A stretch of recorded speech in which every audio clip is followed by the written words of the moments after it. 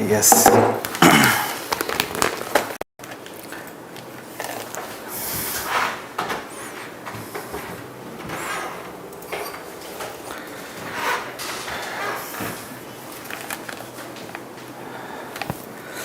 Okay.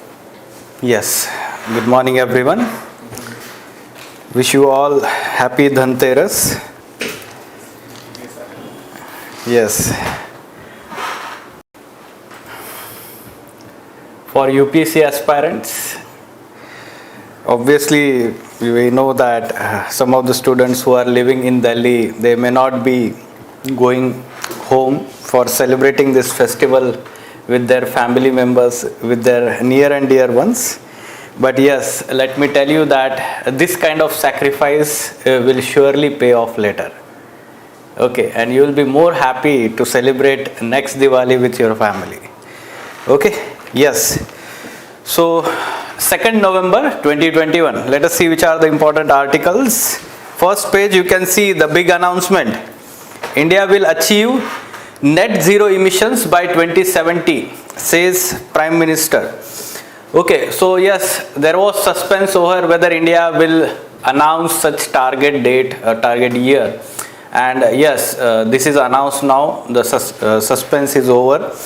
Okay, and there are many other, let's say, commitments by India. So whatever the NDCs were there earlier, now there is upgradation of these NDCs. Okay, earlier there was 40% of the renewable energy in the energy mix. Now it is going to be 50%. So such points are mentioned in that article. In detail, we will try to know about what are the commitments made by India at this COP26. Okay? Yes. At the same time, Mr. Modi discusses Afghanistan with Boris Johnson. Okay, UK Prime Minister. So there is bilateral meeting between the two leaders, and they had reviewed the cooperation in different sectors. Between technology is there, climate change is there, and other aspects like Afghanistan and other geopolitics, Indo-Pacific area. Okay, so just go through that. The substantial outcome of the meeting is not mentioned. Okay, so review in which cooperation areas. The cooperation areas they're mentioned like green hydrogen, renewable energy, clean technology, collaboration through International Solar Alliance and CDRI. Right, Coalition for Disaster Resilient Infrastructure. These two initiatives were by together India and UK, right, along with France and other countries. So the cooperation is going on in those areas. So yes, the review was done by two ministers. Now coming to directly editorial page.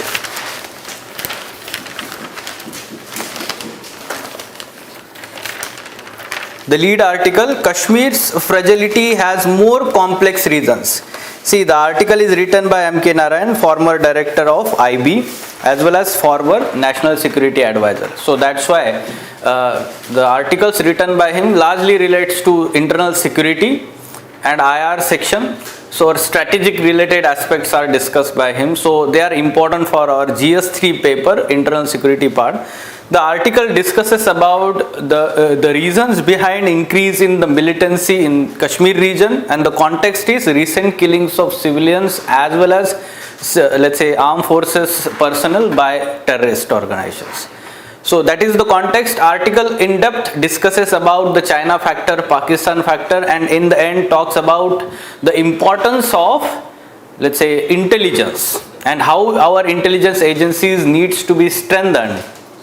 Okay, so that aspect we are going to discuss. On bottom side, finding a way out for India's deepening water stress. Now we know that in GS1 paper, geography part is there, and there the resources aspect. Now every alternate year, or let's say after 2 years, UPC has asked question on water resources of India. And this is a burning issue, as we know that in future we may face water crisis. Already we are facing water stress. The Niti Aayog's composite water index in 2019, it said that around 21 cities in India are already facing water stress, and they may go, face water deficit by 2030. ठीक है, तो ऐसे आपको कुछ facts वो article में mention किया हुआ है. We'll look into those facts also. Right. We need to find out the status of water level. Yes. So that is the main target. yes, we have to understand the status of our water resources, both groundwater and surface water, and accordingly we have to plan. The article gives very good analysis and arguments regarding how the synergy between different ministries and departments is required so as to optimize the use of water resources. Okay, so we'll discuss that topic also. On op-ed page, right hand side, why counting caste matters. In the earlier lectures, we had discussed about the caste census. This has been in news in last 1 or 2 months. So the article mentions about the importance of having the decadal caste census. At the same time, it talks about the concerns and the way forward. But these things are not mentioned in organized manner, in sequence manner. So I have taken out directly the importance, concerns and way forward. That can be used directly by you in your answer.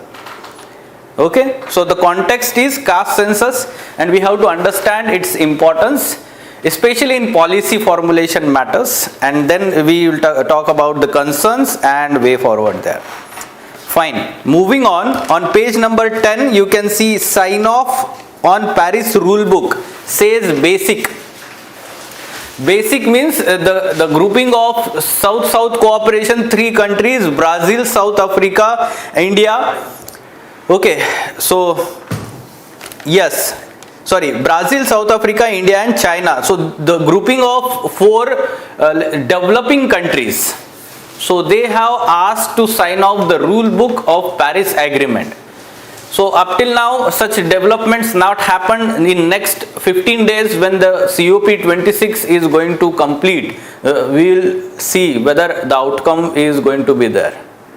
So it was supposed to be signed off in 2018 itself when the COP happened in the Poland. So but that was, let's say, inconclusive outcome of that COP, and now still we have not signed this rule book. What is the significance of that? We will be implementing the Paris Agreement and its principle in letter and spirit when the rule book is signed. We will be able to hold all countries accountable. Okay, yes. Now look at the page number 12. Rescue guide launched for Ganges river dolphin. Right, so yesterday we talked about Punjab and Pakistan areas. Yes, Indus dolphin, Indus river dolphin. Now today the article talks about Ganges river dolphin. So basics about that we will try to know all the information about Gangetic dolphins. There is one article, parachute unit practices combat maneuvers. This was the airborne exercise in eastern Ladakh. Okay, so remember that airborne exercise was conducted in the eastern Ladakh by our armed forces, army. Okay, so specific name is not mentioned, I guess, about the exercise. The parachute brigade is known as Shatrujit brigade. Just you can highlight that part. At the end of that article it is mentioned, Shatrujit brigade. Okay. The parachute brigade is known as Shatrujit brigade. This is of army contingent. Fine. So that much is sufficient. Now we will discuss these articles in detail one by one.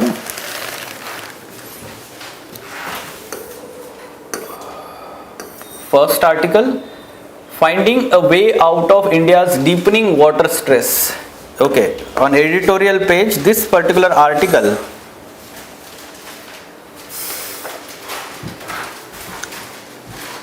it talks about the present status of, let's say, water resources, both groundwater and surface water. What are the problems related to it, its utilization, and the way forward is mentioned. So first of all, the article talks about the context of formation of Ministry of Jal Shakti. So Ministry of Jal Shakti was formed through the merger of 2 ministries. Which were these ministries? Ganga region. Yes, the Ministry of Water Resources and Ganga Rejuvenation, and the other ministry was Ministry of Drinking Water Resources and Sanitation. So these were merged, and now the Ministry of Jal Shakti also. The article says that such kind of synergy should be taken further in this water sector. For example, first of all, it talks about understanding of sources used in rural and urban area. So article mentions some facts here. In rural area, around 90% of drinking water and around 75% of water used for agriculture purpose, this is extracted from groundwater. While in urban areas, around 50 to 60% water is from groundwater, while remaining is from surface water sources, like reservoirs are there, dams are built, and then the reservoir, from that the pipelines are taken out, or lakes are there in the nearby region, right? So you can see that in urban areas largely the focus is the water resources, surface water. In rural areas largely irrigation purpose, tube wells. So that's why the groundwater is more extracted for rural.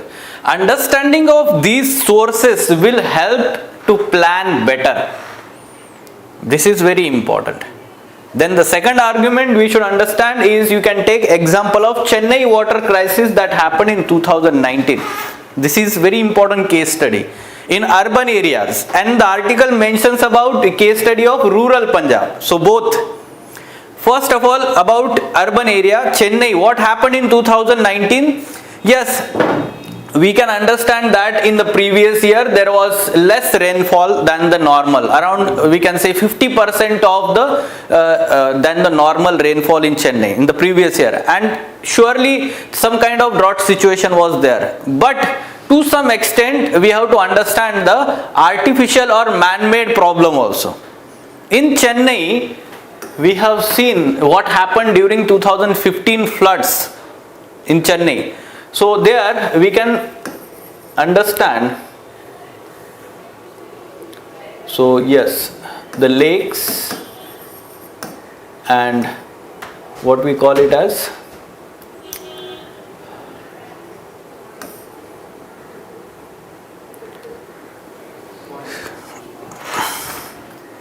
what we call other water bodies, lakes and Ponds. no, not ponds. We can, what is for this, name is not coming. Ramsar convention किस लिए होता है? Wetland. Yes, yes, yes. Sorry, नाम होता है but वो exactly immediately. Fine. So there are many such wetlands and lakes are there in the nearby region in Chennai. However, there is encroachment by the construction activity, infrastructure and the housing construction, and because of that what happened is the area of this wetland has reduced. And we know the importance of wetland, especially for acting as a buffer. Whenever there is rainfall, it absorbs the water and releases in a slow manner, and that's why during the dry period sustainable supply of water happens. The second importance is that it helps in, let's say, recharging of aquifers and groundwater sources, right? So because of, let's say, encroachment on these wetlands, there is a decreased groundwater recharge, as well as the ability of wetlands to act as a sustainable source of water. This has reduced, and that's why the Chennai faced the water crisis. Okay, so these reasons you can give, and along with that obviously there is some kind of polluting activities continuously going on of these water bodies, and that's why the quality of available water is also reduced. So present Hyderabad also facing the same problem also. The Yes. wetland, lakes and some of the areas has been occupied by the village. Yes, so that was one of the reasons for floods also, 2019 floods that happened. So Hyderabad, same situation is there, but Hyderabad there are more lakes. Here more wetlands are there. But present all are occupied by the village. Yes, yes, the encroachment is common to both. Okay, so the source of water directly for Hyderabad is from these lakes actually. Okay, but here the wetlands acts as a shock absorber, we will say that, or recharging groundwater. The difference you understand between lake and wetland. Lakes also acts as a wetland, but some of the let's say the reservoirs are there, large dams are being built, so there is a fine difference between them also, because wetlands there is shallow waters. In wetlands there is shallow water, not depth. Okay, now what lessons we can learn from the rural Punjab?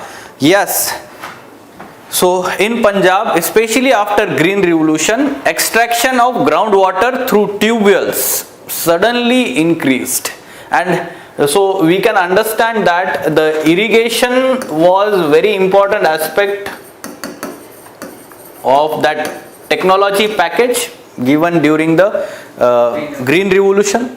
Right, these high yielding varieties, they required more amount of water, and because of that more and more tube wells came up in rural Punjab, and ultimately the impact was on soil.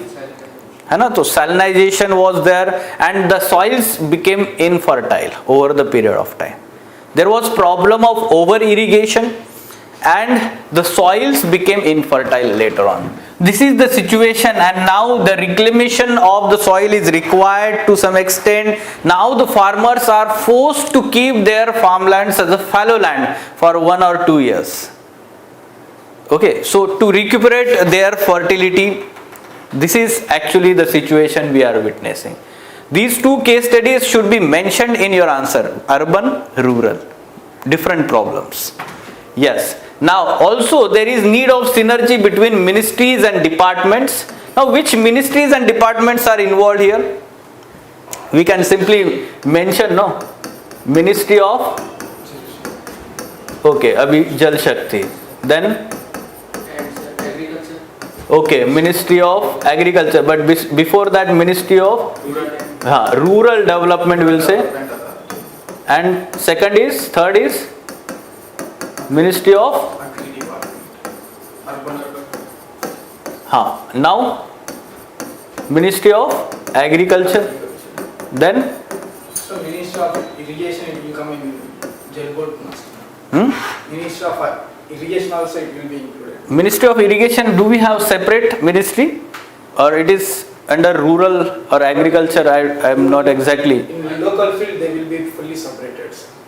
No, I know that, but whether it comes under any union ministry or separate ministries there? Local department under the MRO control, irrigation is separate, agriculture officer is separate. No, that is fine. I am talking about at union level, government level, whether there is separate ministry, we have to look at that. Okay, and then Ministry of Environment, this is also there. Then Ministry of Ecology also. Environment and Ecology and Climate Change is there, no? Forest and climate change. Yes, any other?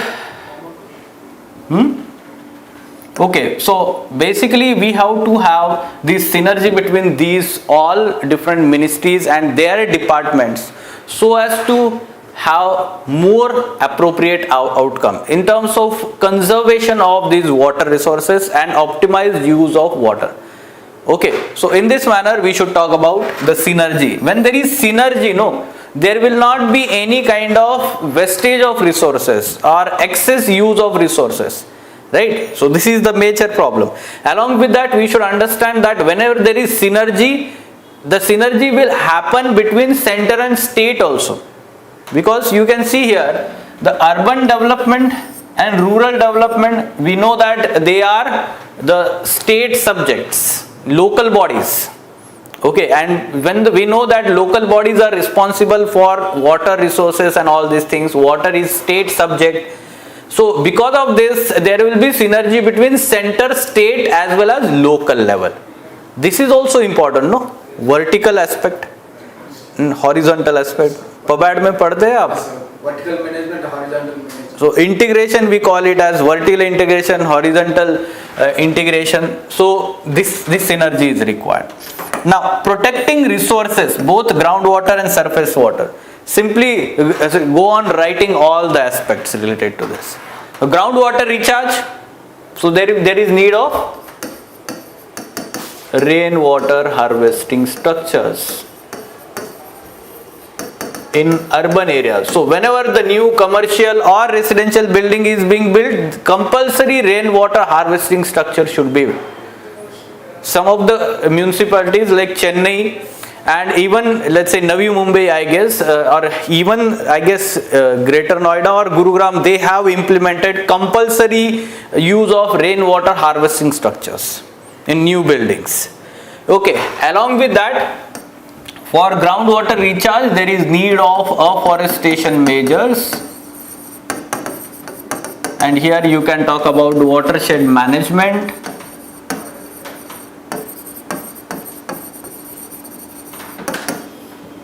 Then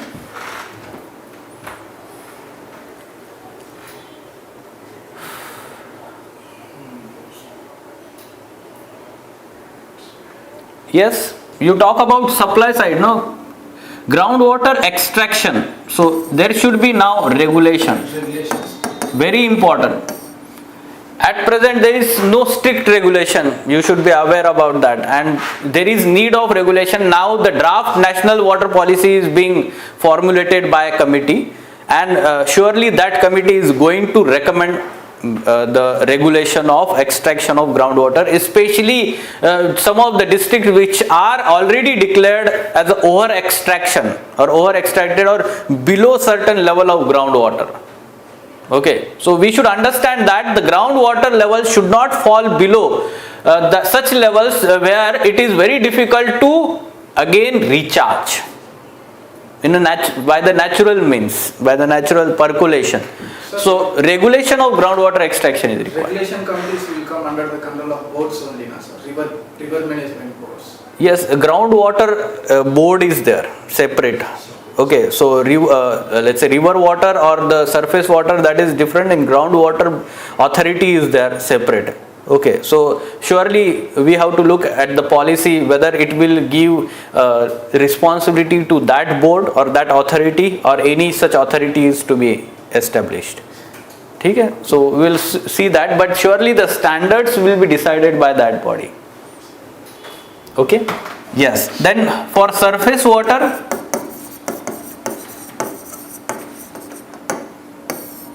here you can talk about let's say the polluting activities and all these things also you should talk, but largely we will talk about that in the surface water, lakes and rivers and all these water bodies.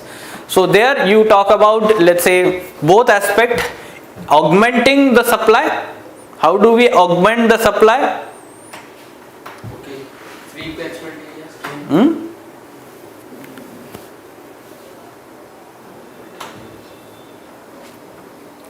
Integrating of वो होता है ना, so interlinking of rivers. nothing but integrating of rivers. Present Prime Minister main aim, sir, to interlinking of nation. Yes. Rivers. Small links. Okay, so whenever the feasibility study is done and the environment impact assessment, social impact assessment is done, then implementation of this should be there. So, if we are going to be continuously integrating of every river, it may lead to floods, sir, in future. So that's why we have to understand the impact also. That's why at small level, like Ken-Betwa link is there. Okay, so that is feasible. So that is fine. But if we are talking about Ganga-Kaveri link, so that is very problematic. Okay, so that link should be there. The Godavari and Krishna link is feasible in delta region, coastal areas. So that is a good thing. And the surface water augmentation, you can talk about the, let's say, building of small dams, canals, and you can talk about, let's say, the canals. What happens to canals? The problem is of sedimentation and all these things are there. Okay, so continuously we have to remove the sediments, otherwise the canals after 3-4 years itself उसका capacity कम हो जाता है. Present East Godavari and West Godavari, they are facing some. They have a water resource. Yes. But all the over the nearly 300 kilometers canal has been blocked with sediments and wastage of trees. Yes. So this is the situation.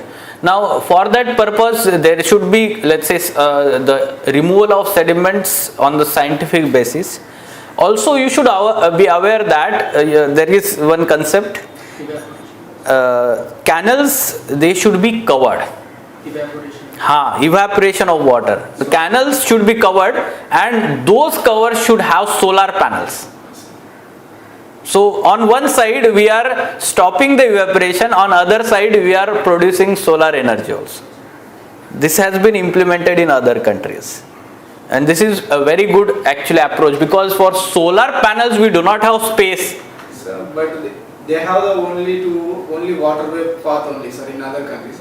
But while compared to Indian atmosphere, we are going to be releasing the buffaloes and everything, whatever the cattle animals will be go through the canals. So it is not possible in No, we have to stop that. No, we have to. That's why this is. We know. Agriculture people. Yes. Go to continuously they Yes. to that one. Yes. So we have to stop that. No, we have to use those canals, that capacity for both irrigation as well as such kind of space. Okay, so that can be done. Along with that, for the surface water and rivers, basically we have to maintain the quality of water. When we maintain the quality of water, whatever the available water, that is so much sufficient, more than sufficient. The problem is we are polluting, we are degrading the quality of that water. All these things, and again I am telling you, whenever we are writing the way forward here regarding resources of such water resource and all, talk about supply side and demand side. So we talked about supply side. So demand side, reduce the demand, no? How do we reduce demand? We know that around 80% of water is used in agriculture, irrigation purpose. So reduce that. How? Precision farming, or let's say micro irrigation. Drip irrigation. Right? Also the new varieties which are being developed, so less water thirsty genetic varieties, they can be developed for let's say as a part of new crops. Okay, so in this manner we should talk demand side. For domestic use and all, like grey water management, recycled water, all these things are always there. Cropping based on region. Agroclimatic. Totally. Yes, cropping pattern based on agroclimatic zones and all these things we can mention there. Present to recycling is going to be failure, sir. Because of the whatever we are going to be using, it is not going to be ground level, sir. Yes, that is going to be into the channel streams and ultimately it is runoff. Yes, so grey water management is very important aspect. Like from Israel we are trying to get the technology regarding this recycling of grey water, and it is going to be part of Swachh Bharat mission in near future. When we are going to implement the urban component of Swachh Bharat mission, grey water management is going to be the part. We know that sewage treatment plant is part of Swachh Bharat. Okay, so grey water management is going to be the part of that. Okay, fine. So Irrigation is under Jal Shakti only, no? Water resources and that part, earlier that ministry was there. Now it is Jal Shakti only. Within that ministry there are departments. Okay, yes. Now, Kashmir's fragility has more complex reasons. Basically, the article on page number 8, editorial page, it talks about the increase in the militancy in Kashmir region. This is visible from recent killings of civilians and armed forces personnel by some of the terrorists. And these terrorists or these organizations are being called as hybrid organizations. We do not know exactly what is the meaning of hybrid organizations, but it is being said that they are not full-fledged terrorists. It is being said that वो कौन होते तो वो मतलब वो हम आम आदमी की तरह ही होते and they are part-time, they are acting as a part-time terrorist. ऐसा भी बोला जाता है, right? So yes, that is not that much important for our examination. वो IB और उनके लिए important है, अक्षय कुमार के लिए भी important है. मूवीज में जो दिखाते हैं, ठीक है, हमेशा अक्षय कुमार जो है वो रॉ का एजेंट बनेगा या कोई मूवी का एजेंट बनता है, राइट? सो अभी जो मूवी आया था उसमें तो वो यूपीएससी की भी पढ़ाई कर रहा था. कौन सी मूवी आई थी अभी रिसेंटली? बेल बॉटम मूवी आई थी ना. So he was preparing for UPSC examination and he was not able to crack this examination. Okay, and that IB और रॉ उनको उसको हायर कर लेता है, ऐसा दिखाया हुआ है. So fine.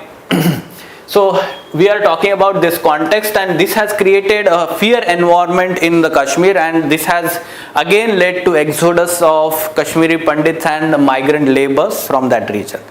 The kind of situation created during late 1990s and early 2000. Okay, the similar situation. Now, whether the reorganization of Jammu and Kashmir has resulted into peace and stability in the region, we have to analyze this question. So we know that in August 2019, the government of India reorganized this state into two union territories, Union Territory of Jammu and Kashmir, Union Territory of Ladakh. Okay, and now the central control over the administration of these union territories increased. Okay, so the intention of the government for such step was to ensure the economic development of region and peace and prosperity of region. Okay, and we know that how it has resulted into, let's say, internet shutdown and control over the press, and all these things happened. Slowly now the government is releasing the controls, and let's say it was expected that the normal life will be there. But what we are witnessing is this situation. The article in depth is explaining that we still do not know the ground situation, because the vibrant press of Jammu and Kashmir is not working at present. Okay, the media or the press that was earlier giving the ground realities, now at present that is missing. So we do not know the ground reality, the sentiments of the people about this step. Okay, so this is also situation. It is related to local religion also, sir. Based on the historical, they are going to be mingling with the Pakistan people as well as the Indian people. So that is the main problem, sir. No.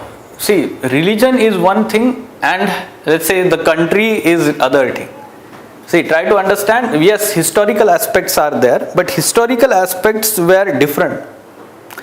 See, this was independent state, okay, the Jammu and Kashmir, and to some extent we should understand whatever the part that is there under the control of Pakistan, it was integrated Jammu and Kashmir. Obviously there will be some community link on the other side also. But we have to understand that once we have said that it is part of India and it is part of Pakistan, then there will not be any, let's say, what we can say, threats to allegiance. Okay, तो वो problem नहीं है, और religion का भी aspect नहीं है. Rather, here to some extent the problem is the militancy, infiltration of militants from across the border. And that is trying to fuel the violence or disturb the peace and stability in the region. Okay, and try to understand now main क्या होता है ground level पे. What happens at the ground level is to control such kind of isolated event, the center use force. While using this force by the armed forces, there will be killings of innocent people. There will be human rights violation, and because of that again there will be feeling of resentment, anger, and that is being again exploited by these let's say fundamentalist organizations, terrorist organizations. This is cycle going on. By and large, every society wants peace, stability. ठीक है, this is the majority aspect, or we can say in general. Simply ये आपको पता होना चाहिए. So we should not write any extreme, let's say, religion or separatist forces. They are actually isolated. They are minority in that region. Their demands are minority. They are not of masses. Okay. Simply we should understand how the particular region should be governed. When we know that other states and other, let's say, regions of the country are enjoying autonomy, then that region also expects and obviously they should be having some voice in their own governance of their region. So democracy, decentralization, ये बहुत ज़रूरी होता है, right? So understanding the Pakistan and China factor, see, we are talking about, let's say, security aspect involved here, and we know that the threat is there from both sides. Pakistan, across Pakistan, there is infiltration. And from China side, already we are facing the standoff. Okay, so the pressures are from both sides. And the third factor is created in recent time is Afghanistan. So Taliban, so we are expecting the increase in militancy. So that factor is also there. But still we do not know whether that is resulting into increased, let's say, killings of civilians. Exact link हमें नहीं पता है. And there comes the role of intelligence. The last part of the article, it talks about importance of intelligence agencies to, let's say, imagine the future threats and they improve the analytical capabilities of these agencies is very important. At present, intelligence agencies of India are able to analyze the already happened attacks. ये क्यों हुआ? Why this happened? They are not able to imagine the future attacks, or we can say predict them. The capability of such things is missing. Okay, so हर कोई वो इसके जैसा नहीं होता ना, वो क्या था वो मूवी स्पेशल ऑप्स जो वेब सीरीज आया था उसमें वो सब प्रेडिक्ट करता है future threats. So main thing, the trade market we are not able to maintaining with Afghanistan and Pakistan. So if you are friendly, we are moving with that countries. There is no threat in future, na sir. Friendly in terms of surely the back channel diplomacy should be there. People to people contact should be there. The economic diplomacy should be there. But what we follow as a policy, unless and until, let's say, the threats to security, they are not addressed, we are not going to follow the economic cooperation and people to cooperate. We are following with China the same thing, no? Still we can understand there is huge dependence on China in trade and those relations. So suddenly we are not breaking off. Recently we faced China, sir. When we suddenly stopped our import markets, they are going to be wantedly doing any one of the conflict area. While we are going to be continuing, now they are normally, sir. Otherwise, in last 1 year, they are behaving now, sir, while stopping the apps and activities of online. Yes, basically we were stopping all these Chinese apps and investment. When we neglect that to stopping, they are normally now. Yes, obviously there is ego problem and all these things are Same involved. procedure, if we continued with Afghanistan and Pakistan, it may lead to friendly nature, na, sir, in borders. Surely there should be always talks of peace and, let's say, cooperation. Ultimately we have to understand, we need to recognize Taliban now. All countries are, let's say, talking about this. So we should be also recognizing, even Taliban issued recently one statement, no? You need to recognize us, otherwise there will be dire consequences. They directly intimate us. Those are not Recognized. us. Yes. They are ready to fight with any. Yes. So if they are, let's say, simply saying that we are forming the government, we are, let's say, ruling our own country, so that is fine now. Already there are extremist countries. In the past also they have been ruled by the dictators. Actually. So what is the difference? So when you were cooperating with dictators, so what is the difference then? Actually, some papers they are written, sir. Terrorists are nothing but a child cycle. So if we give anything, they will give. Otherwise, they will ready to fight anyway. Yes. So obviously, with, let's say, peace and cooperation, the things can be changed through persuasion. Okay. So that approach should be there, not confrontation. Okay. So talk about cooperation, not confrontation. यही मतलब एक जरूरी है. Obviously, and ultimately you talk about this intelligence agencies in this aspect. Fine. Now moving on. Why counting caste matters? Say simply we have to provide these arguments here. The importance of caste census. This topic has been in news. This is important from GS2 paper. Polity, governance and social justice aspect. GS1 also society part, but largely it is polity matter or policy matter simply. Yes, the importance to understand the level of inequality in the country. We are talking about socio-economic inequality. When we talk about caste, we talk about socio-economic inequality largely. Okay, because we have political equality that is ensured by fundamental rights. Okay, then to understand how caste intersects with class, gender, regionality to structure access to the resources. Again, we talk about economic equality. So within the caste, how there is class difference, because some people in the caste will be economically advanced, some will be backward. At the same time, you have to understand the gender aspect also, women or male and female. Okay, and then at the same time regionality. So some of the states, northern states, southern states, eastern states, there will be differences. From this census we will be able to understand these differences. Right. Also, we have to understand to design and implement the reasoned and inclusive policies by the government towards these sections of people. Okay, social justice. Basically, we have already the policies towards these sections of people. SC is there, ST is there, OBCs is there. Okay, and for understanding further the ground reality, there will be evidence-based policy making by the government.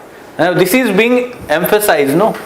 When the think tanks, policy makers, demographers, they will have such data, they will do research on that, and then the evidence-based policy making can be done. Now at present, randomly we are doing, basically after 1931 there is no caste census done. So after independence there was no caste census. Only for political purpose locally they are calculated. Yes, at present whatever the decadal let's say census is done, only SC and ST category is mentioned, not other backward classes or any other category. Okay, and that's why we do not know category or caste wise, let's say, population data. Okay, and that's why any affirmative measures by the government, they are not exactly targeted, or whether they are proportionate to their population proportion, that is, we do not know. Within these caste also, how many let's say households are progressive, how many of them are backward, we do not know. This is the situation. So evidence-based policy making. Now, but what are the concerns? From time to time, bureaucracy or the administration has said that it is administratively difficult and cumbersome exercise. The similar argument was given during the UPA government 2011. It was said that caste census should be done along with this decadal census. But the bureaucratic attitude here was administrative difficulty and cumbersome exercise. It is a major. I have personally experienced with one problem, sir. In AP, Muslims are under BCE category, sir. But all over India, they are the OC category. For the reservation purpose, so many people are coming to settle in more than 5 years. They will get the local identities, everything. Then how is it possible to over the India, sir? This is the caste. Yes, this is the situation. Some of the states, some caste are categorized as OBC, and within OBCs also there are many such categories for states, and then at the central level they comes under OBC. Okay, and yes, within Hindu, within Muslim, within Buddhism and Buddhist or Christian, so there will be many such categories or caste within those communities also, religious communities. So administratively it is very difficult task.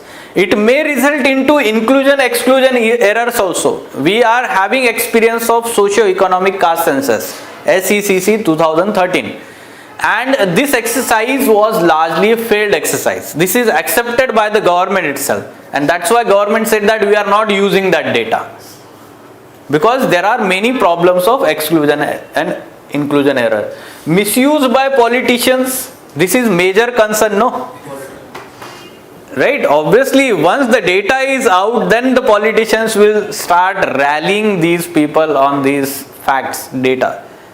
This is the major concern. Also, some of the, let's say, members of the society says that caste no longer matters in shaping opportunities and outcomes in 21st century. They think that the new, let's say, aspect will be class inequality in 21st century. Caste is not going to be the problem. But again, this argument is weak argument. Okay, it is not strong argument, because we know that how in India caste plays very important role, right? So obviously for next few decades this is not going to be the reality.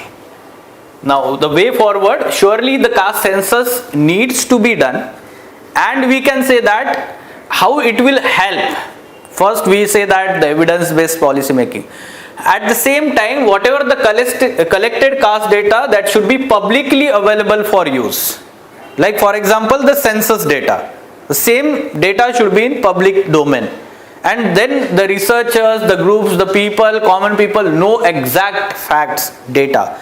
Otherwise what will happen, the people will not be able to know exact facts and there will be misinformation. So it should be in public domain. Also, census has legal standing, public trust, operational expertise, resources to collect and analyze and make the public caste data. So that's why we can say that it is administratively possible. We have that expertise. So whenever these arguments comes, no, it is difficult and cumbersome. There are pilot studies already done which mentions about caste data, and surely this can be implemented at national level. India अगर जनधन योजना जो है या फिर आधार जो है, with in such short period of time almost all people are registered, if it can be implemented, this can be also implemented. But for the reservation purpose, they interchange with state. What is the position of that candidate? See, that is the next no part. First you try. Present, if he is issuing a SC/ST caste certificate for a particular person, local MRO is going to be facing so many problems. They are going to be directly forwarding to IAS officers. They are not able to taking the in-charge to issuing of SC/ST certificate. Mainly, that is a main problem, sir, for issuing of the. See, we are not talking about the let's say issuing of certificates. Whatever the already issued certificates are there, no, we have to just find out.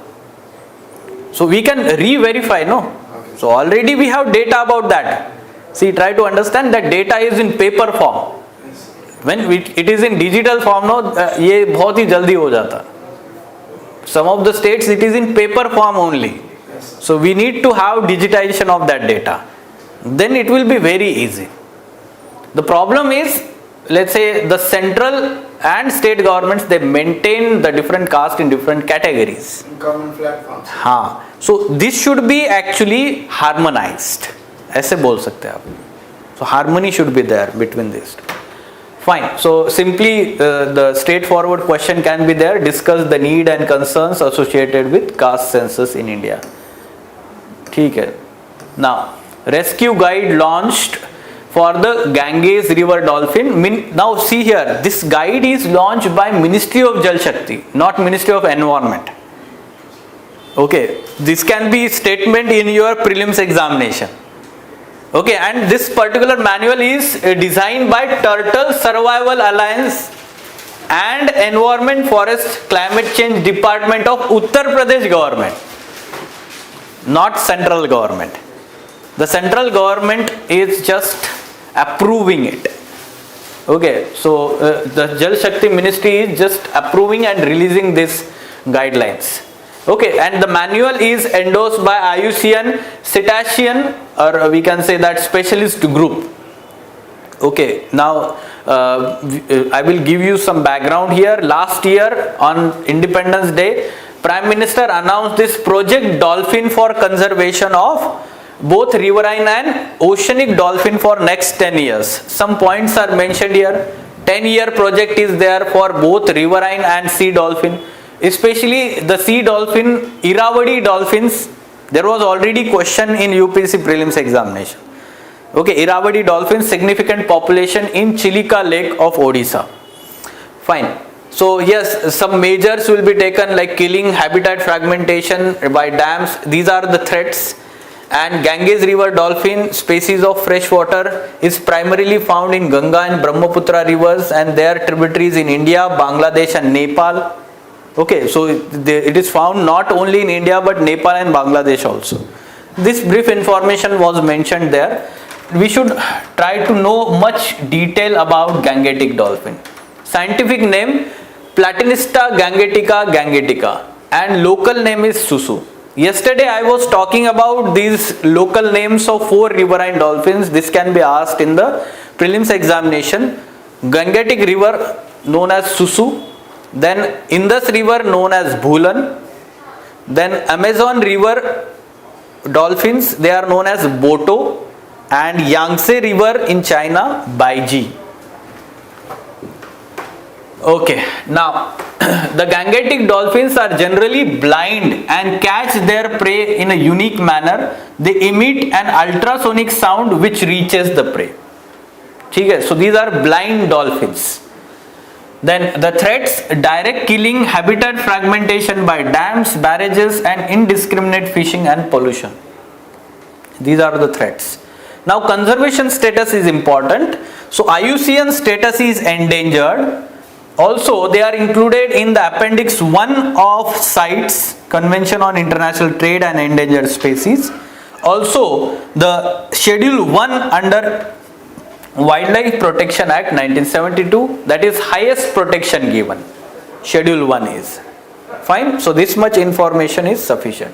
Now, COP26, India announced the net zero emission target 2070. Prime Minister has announced that we will achieve net zero emissions latest by 2070. Now, by 2030, India will ensure 50% of its energy will be sourced from renewable energy. First, okay, or first one, this one we can say. This is second commitment. Then third, to reduce its carbon emissions until 2030 by billion tons. Fourth, it will reduce its emission intensity per unit of GDP by less than 45%. Earlier it was 33 to 35%. India would also install systems to generate 500 gigawatts of renewable energy by 2030. We had domestic target of 450 gigawatt by 2030. Plus 50 now added here. Okay, so these 5 commitments, remember this. This can be asked in prelims examination. Now, Prime Minister added that spirit of climate justice, rich developed countries ought to provide at least $1 trillion in climate finance to assist developing countries and vulnerable. Okay, along with that, let's say he highlighted sustainable modes of living practiced in traditional communities ought to be made part of school curriculum and lessons from India's efforts at adaptation in programs. वहाँ पे भी हमने हमारे main जो important programs है so which are contributing towards climate change action. For example, first you talk about Jal Jeevan mission, conservation of water resources, Swachh Bharat mission, pollution reduction, and Ujjwala scheme towards moving towards cleaner fuel and reducing the use of firewood pollution. Right? So this can be implemented at global level in different countries. Okay. Now sign off on Paris Rulebook says basic. So these are Brazil, South Africa, India, China, developing countries. And we know that the share of the carbon emissions by these developing countries is very much less as compared to developed countries. And now together, let's say the voice of basic countries was given by our environment minister. The statement was given by our environment minister. And the key demand of basic was Paris Agreement rule book should be concluded at COP26. What will be the significance? While the Paris Agreement laid out the framework for international action, the rule book will set this agreement in motion by laying out the tools and processes to enable it implementation fairly and properly manner. Okay? Okay. So basically the Paris Agreement gives the framework, no? Like any law gives framework, and under it rules are designed. Are promulgated, rules are also notified by the government. Basically that gives the flesh to that framework. Like that only, this is the rule book. Fine. So yes, what should be answered to this question?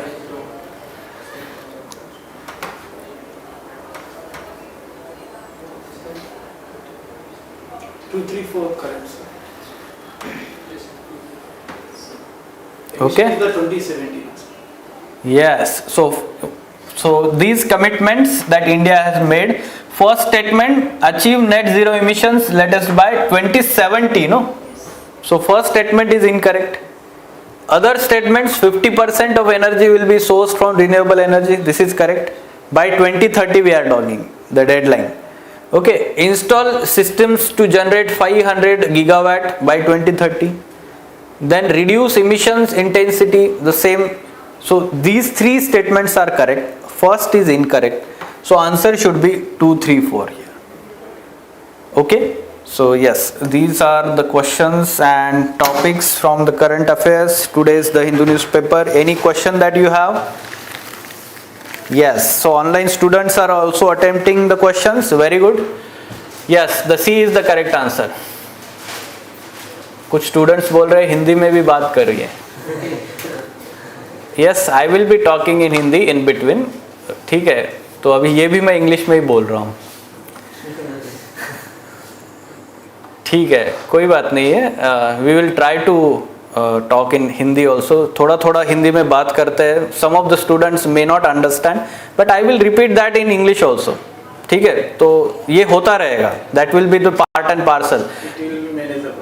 हाँ, yes. So everyone should understand. Language should not be barrier.